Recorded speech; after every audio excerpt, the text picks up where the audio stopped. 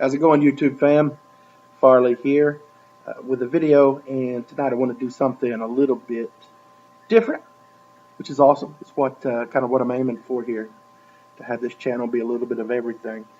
But tonight I want to showcase my 10 favorite books in my personal collection, and I want to dedicate this video to Eric Peterson.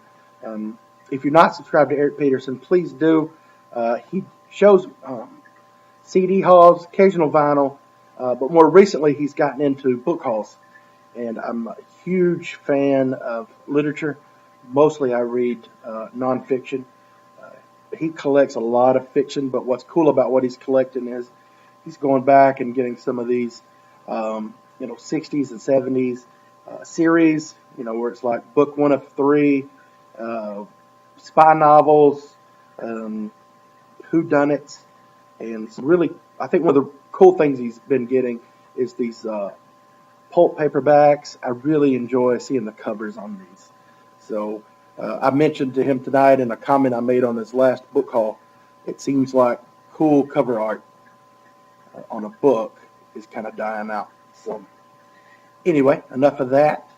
Again, thanks, Eric. Go subscribe. Let's get started. These are my 10 favorite books in my personal collection, in no particular order.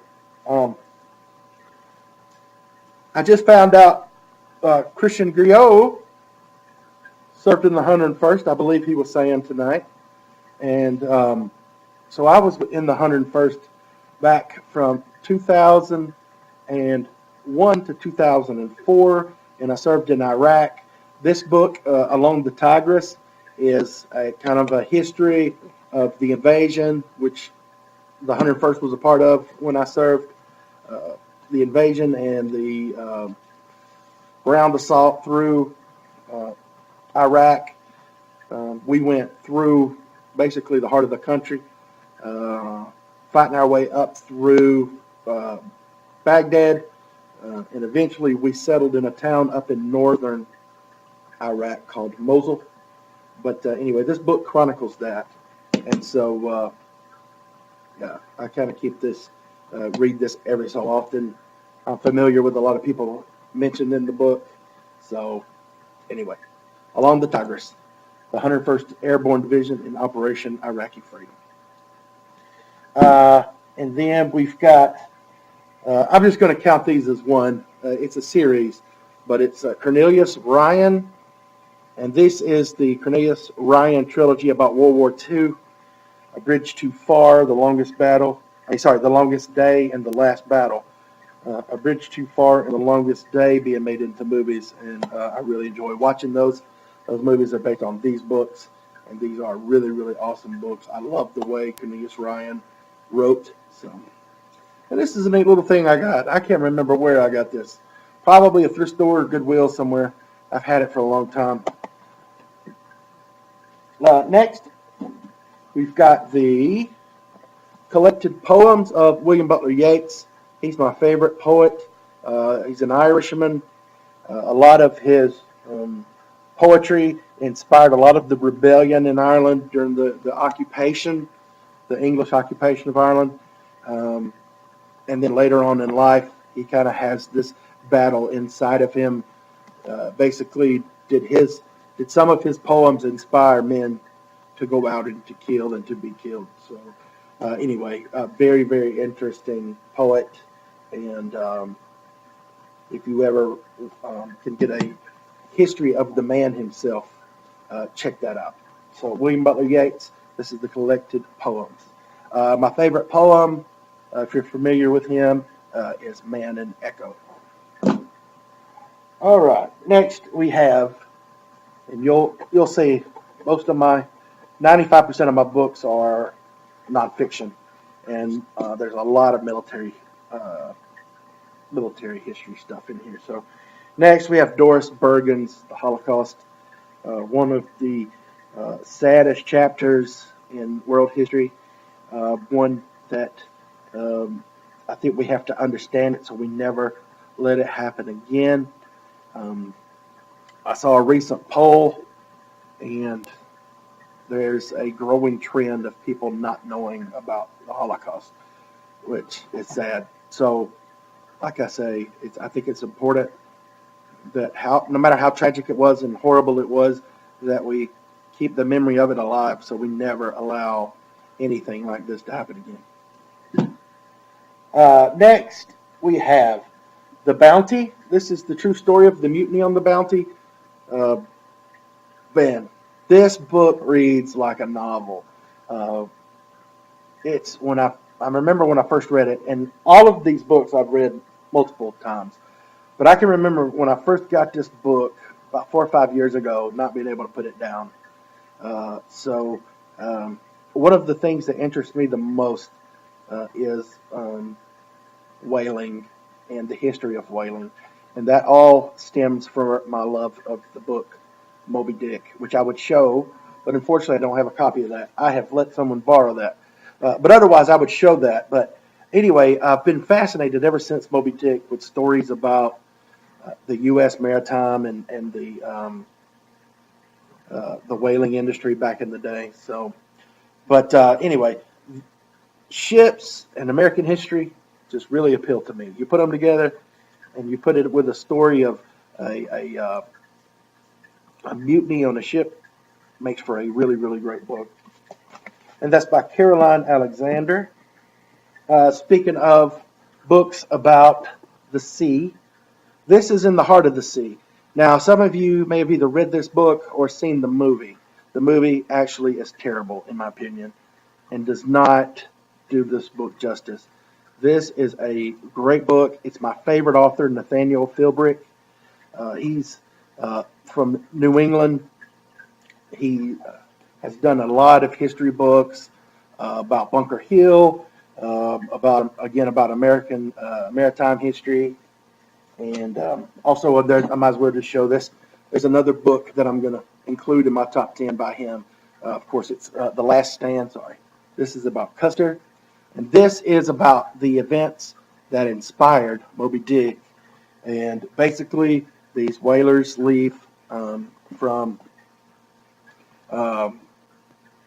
New England, Massachusetts, and they go to hunt whales, and they're not having much luck, so they decide to go farther out than normal. They actually end up on the eastern side of South America, and they get what they call stove by a whale. They get hit by a whale, overturns the boat. They have to split up in 3 mini boats, and basically they're out in the middle of nowhere. And so they are basically at the mercy of the elements, the sea, the sun, the rain, the salt, everything.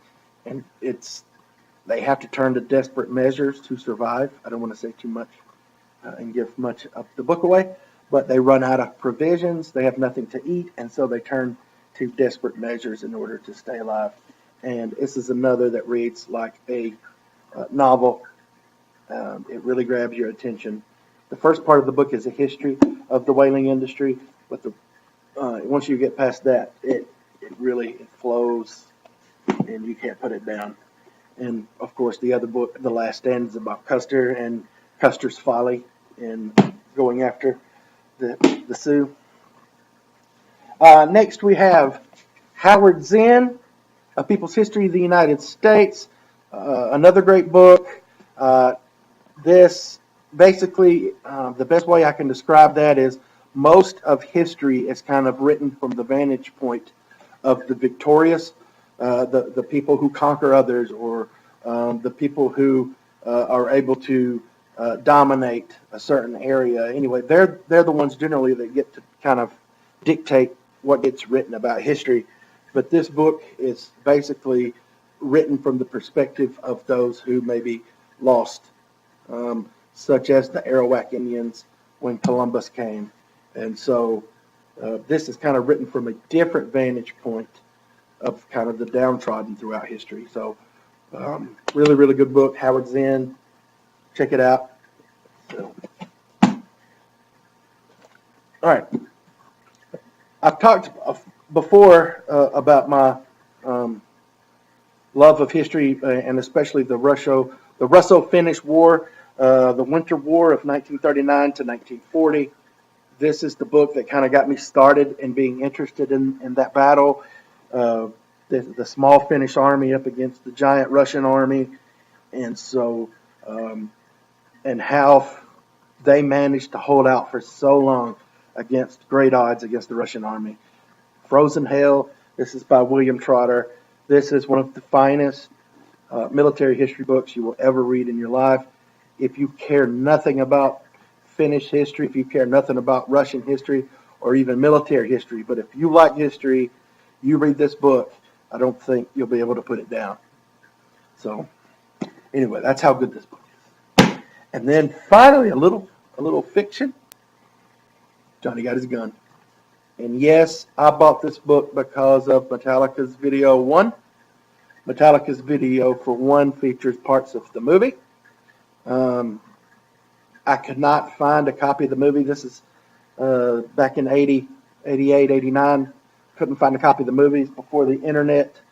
And so I actually found this in the catalog years ago and sent away for it. And so I've had this book now for 88, so 30 years, 29, 30 years.